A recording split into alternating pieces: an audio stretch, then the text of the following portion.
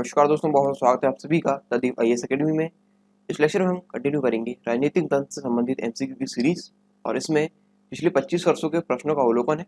और ये 1995 से लेकर 2019 तक जो यूपीएससी सीएस यानी सिविल सेवा परीक्षा के प्रारंभिक परीक्षा में आए हुए प्रश्न है उसमें प्रश्न पत्रों का अवलोकन यहाँ पे किया जा रहा है। ठीक है, अब तक ये वीडियो हिंदी भाषा में लेकर आ रहा हूँ। मेरा नाम है देवरत्न के। चलिए शुरू करते हैं। इससे पहले मैं आपको बता दूं कि भारतीय इतिहास से संबंधित जो भी एमसीक्यू है जो पिछले 25 वर्षों में पूछे गए हैं 1995 से लेकर 2019 तक, ठीक है, ये सारे कंप्लीट कर दिए गए हैं। इस इन वीडियो को देखने के लिए आप आई बटन पर क्लिक कर सकते हैं या फिर डिस्क्रिप्शन बॉक्स में इनकी लिंक दे दी गई है, आप वहां से जाकर भी इन लेक्चर को देख सकते हैं। लोकसभा चुनाव के मामले में सामान्य वर्ग के उम्मीदवारों तथा अनुसूचित जाति व अनुसूचित जनजाति के उम्मीदवारों द्वारा जमा की जाने वाली जमानत राशि क्रमशः है। ये सवाल सन 2002 में पूछा गया था, तो उसके संदर्भ में यहाँ पे बताना है। हालांकि ये जो राशि है अभी बदल गई है। ठीक है, जो बदली हुई राशि वो भी मैं आपको बताऊंगा। अभी 2002 के संदर्भ में यहाँ पे हम इस प्रश्न को हल करेंगे। 5,000 और 2,500, 10,000 और 2,500, 10,000 और 5,000, 15,000 और 7,500। तो यहाँ पे सामान्य वर्ग के लिए ये पहली वाली लिस्ट है और जो अनुसूचित जाति व अनुसूचित जनजाति के उम्मीदवार के लिए ये वाली लिस्ट है। तो यहाँ पे जो जमानत राशि थी वो लोकसभा चुनाव में थी यहाँ पे 10,000 और 5,000। ठीक है, 10,000 सामान्य वर्ग के लिए और अनुसूचित जाति और अनुसूचित जनजाति के उम्मीदवारों के लिए यहाँ पे थी 5,000 रुपए जमानत राशि लोकसभा चुनाव के लिए। आंसर है इसका सी। वर्तमान में बात करें तो 25,000 रुपए जमानत राशि है और एससी और एसटी प्रत्याशियों को मात्र 12,500 यानी इसका आधा। ठीक है, यहाँ पे भी इसका आधा था, 10,000 का 5,000 था और यहाँ पे भी इसका आधा 25,000 का 12,500 रुपये जमानत राशि जमा करनी होती है। और विधानसभा में यह जमानत राशि सामान्य प्रत्याशियों के लिए 10,000 रुपये और SC ST के लिए 5,000 रुपये ये हो जाती है। ठीक है, तो विधानसभा और लोकसभा में दोनों के लिए यहाँ पे आपको बता दी गई जमानत राशि। अगला सवाल है लोकसभा का कार्यकाल। सन 2002 में सवाल पूछा जा चुका है। किसी भी परिस्थिति में नहीं बढ़ाया जा सकता है।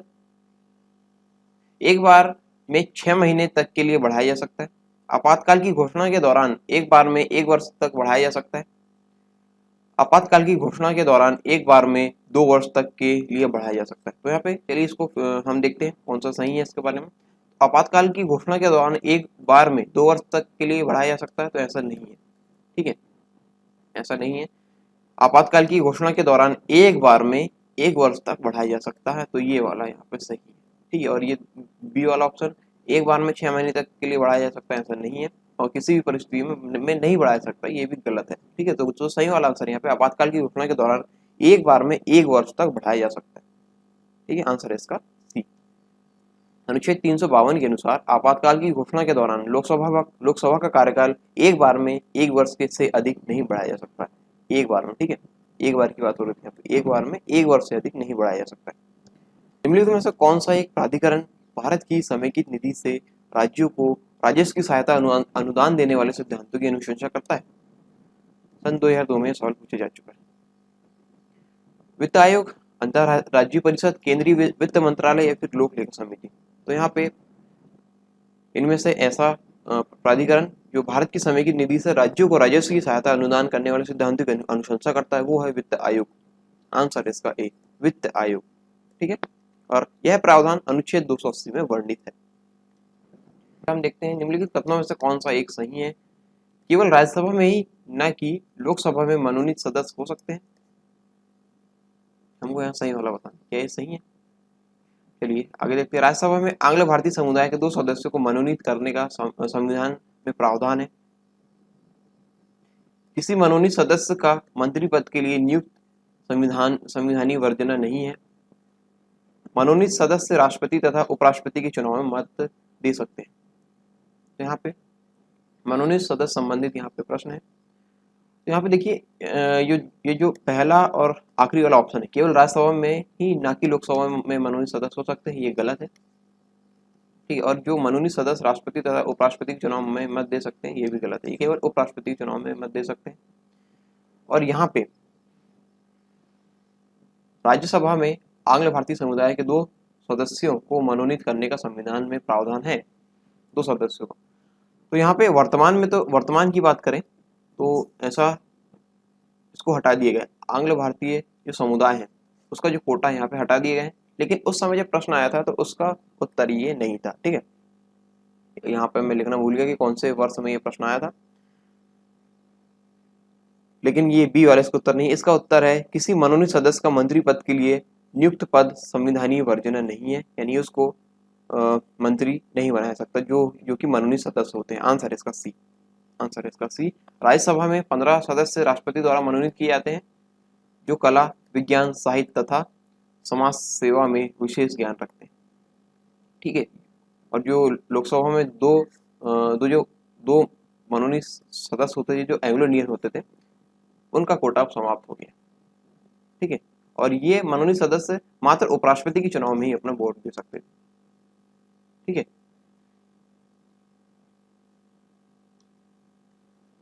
और कुछ सीटों के बारे में आपको बता दूं। लोकसभा में यहाँ पे 545 अभी है, 543 यहाँ पे चुनाव द्वारा फिल की जाती है और 2 आंग्ल भारतीय द्वारा थी, तो ये अभी इनका कोटा समाप्त कर दिए गए। ठीक है, आंसर हो गया इसका सी। अगला है निम्नलिखित कथनों पर विचार कीजिए। भारत में संसद के दोनों सदनों की संयुक्त बैठक अनुच्छेद 108 में संस्वीकृत है। सन 2003 में सवाल पूछा गया है। और लोकसभा तथा राज्यसभा की संयुक्त बैठक वर्ष 1961 में हुई थी। भारतीय संसद के दोनों सदनों की दूसरी संयुक्त बैठक बैंकिंग सेवा आयोग निस्सरण बिल को पारित करने के लिए हुई थी। इनमें इन कथनों में से कौन से सही है ये हमको बताना, सही वाले हमको बताना है। ठीक है, तो भारत में संसद के दोनों सदनों की संयुक्त बैठक अनुच्छेद 108 में संस्वीकृत है, ये सही है। लोकसभा तथा राज्यसभा की संयुक्त बैठक वर्ष 1961 में हुई थी। ठीक है, ये भी सही है। तीसरा है भारतीय संसद के दोनों सदनों की दूसरी संयुक्त बैठक बैंकिंग सेवा आयोग निरसन बिल को पारित करने के लिए हुई थी, क्या ये सही है? हाँ, ये भी सही है, यानी तीनों कथन यहाँ पर सही है। तो वाला ऑप्शन हम देख लेते हैं, ये डी वाला ऑप्शन यहाँ पे 1, 2 और 3 आंसर है इसका डी। अभी तक 3 बार संसद के दोनों सदनों की संयुक्त बैठक का आयोजन किया गया और प्रथम बैठक 1961 में दहेज प्रतिबंध विधेयक के लिए, दूसरी संयुक्त बैठक 1978 में बैंकिंग सेवा आयोग विधेयक के लिए तथा तीसरी संयुक्त बैठक 2002 में आतंकवाद निवारक अध्यादेश को पारित करने के लिए आहूत की गई और संयुक्त बैठक का अध्यक्ष लोकसभा का अध्यक्ष होता है। ठीक है, आंसर हो जाएगा इसका डी। अगला सवाल, निम्न विधेयकों में से किस एक का भारतीय संसद के दोनों सदनों द्वारा अलग अलग विशेष बहुमत से पारित होना आवश्यक है? किस विधेयक का? साधारण विधेयक, धन विधेयक, वित्त विधेयक या फिर संविधान संशोधन विधेयक? तो यहाँ पे ये है विशेष बहुमत से पारित होने के लिए संविधान संशोधन विधेयक, इसको आवश्यकता होती है दोनों सदनों में। ठीक है, अलग अलग विशेष बहुमत से पारित होने के लिए। आंसर है इसका डी, संविधान संशोधन विधेयक। ये प्रावधान अनुच्छेद 368 में उल्लिखित है। भारतीय न्यायाचार प्रोटोकॉल के अनुसार पूर्वता क्रम में निम्न में से सबसे पहले कौन है? यानी जो वरीयता के अनुसार मैंने आपको बताया था लास्ट क्वेश्चन जब हम डिस्कस कर रहे थे, तो उसमें कौन कौन से थे। पहले ऑप्शन हम देख लेते, उसके बाद ऑप्शन के अनुसार हम जो हायरार्की वो हम देखेंगे। उप प्रधानमंत्री, भूतपूर्व राष्ट्रपति, अपने राज्य में राज्यपाल, लोकसभा अध्यक्ष। सन 2003 में सवाल पूछा जा चुका है। तो यहाँ पे देखिए वरीयता क्रम इस प्रकार है, राष्ट्रपति आते सबसे पहले, उसके बाद है उपराष्ट्रपति, प्रधानमंत्री, सभी राज्यों के राज्यपाल, भूतपूर्व राष्ट्रपति तथा उप प्रधानमंत्री और भारत के मुख्य न्यायाधीश एवं लोकसभा के अध्यक्ष। तो ये इनकी हायरार्की। ठीक है, तो यहाँ पे उप प्रधानमंत्री के बारे में हम देखते हैं। तो उप प्रधानमंत्री यहाँ पे बहुत नीचे आ रहे हैं। भूतपूर्व राष्ट्रपति भी यहाँ पे नीचे है। अपने राज्य में राज्यपाल यहाँ पे ऊपर है और यहाँ पे लोकसभा अध्यक्ष। तो ये इनकी हायरार्की में वरीयता क्रम इनका जो है वो नीचे। तो सबसे ऊपर यहाँ पे सभी राज्यों के राज्यपाल। तो आंसर हो जाएगा इसका सी, अपने राज्य में राज्यपाल। ठीक है, अगला सवाल है निम्न कथनों में पर विचार कीजिए। सन 2003 में सवाल पूछा जा चुका। भारत की संचित निधि से धन निकालने की अनुमति देना। ठीक है, पहले तो हम इसको शुरू से पढ़ लेते हैं, डायरेक्ट ऑप्शन में पूछते हैं। निम्न कथनों पर विचार कीजिए। वित्त आयोग का या के कार्य क्या है? वित्त आयोग के क्या कार्य है और इनमें इन कथनों में कौन सा यहाँ पे सही है ये हमको बताना है। कौन से जो कथन है वो सही है ये हमको बताना है। भारत की संचित निधि से धन निकालने की अनुमति देना वित्त आयोग का कार्य है, क्या है या नहीं ये हम देखेंगे अभी।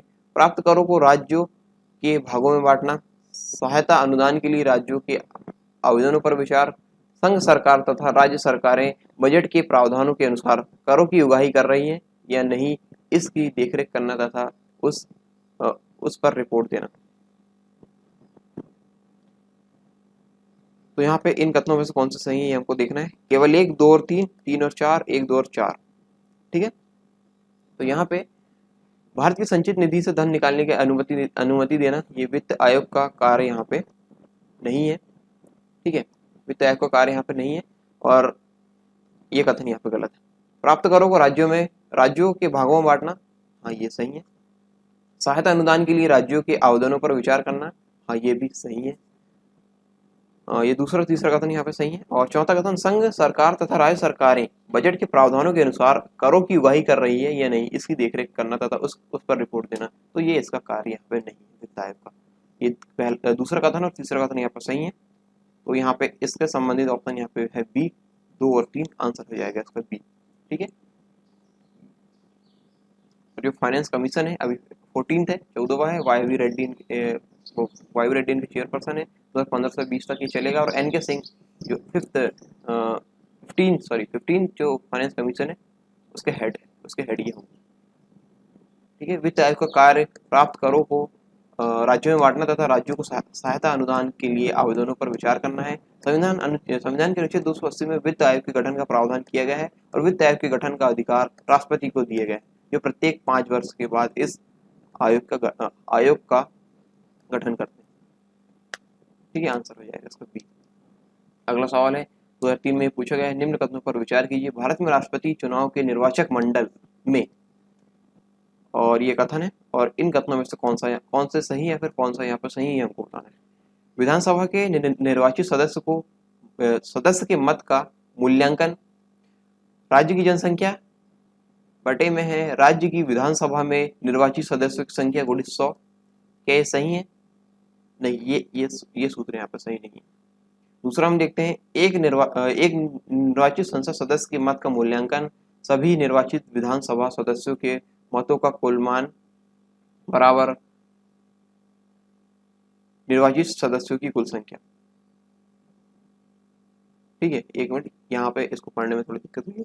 एक निर्वाचित संसद सदस्य के मत का मूल्यांकन बराबर है, यहाँ से बराबर। ठीक है, सभी निर्वाचित विधानसभा सदस्यों के मत का कुल मान बटे निर्वाचित संसद सदस्यों की कुल संख्या, ये है यहाँ पर। ठीक है, इसके बराबर में पहले ये लेफ्ट साइड में है, राइट साइड में है, तो ये दूसरा वाला जो कथन है वो सही है।